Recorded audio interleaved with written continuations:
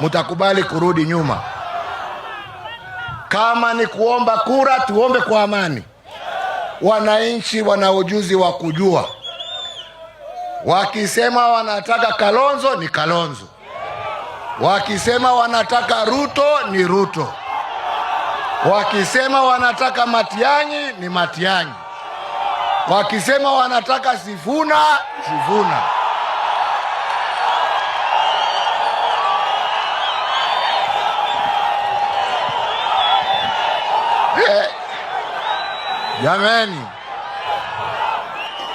Jameni, chungeni.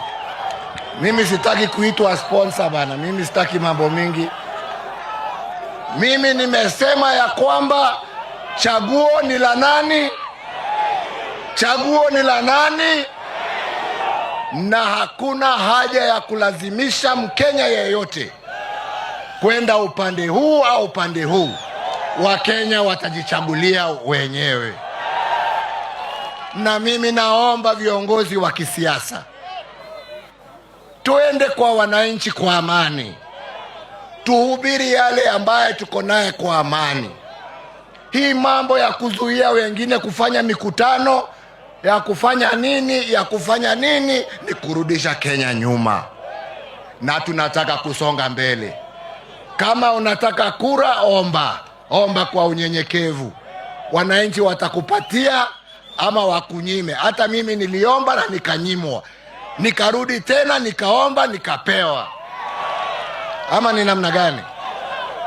Na watu wasiseme ya kwamba yale ambaye nasema mimi naingilia siasa. Mimi sina haja na kiti yeyote. Tunaelewana? Mimi nashukuru Mungu kwa ile miaka amenipea kuwa kwa uongozi, na nawashukuru wa Kenya kwa kunipatia hiyo nafasi.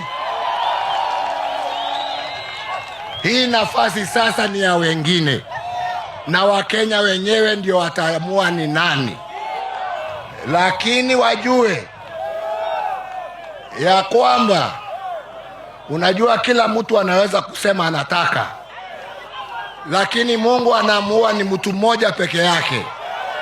Wakitaka mema, wajaribu kutafuta njia ya kuungana, watembee pamoja na waheshimiane. Si ni kweli? Tumekubaliana.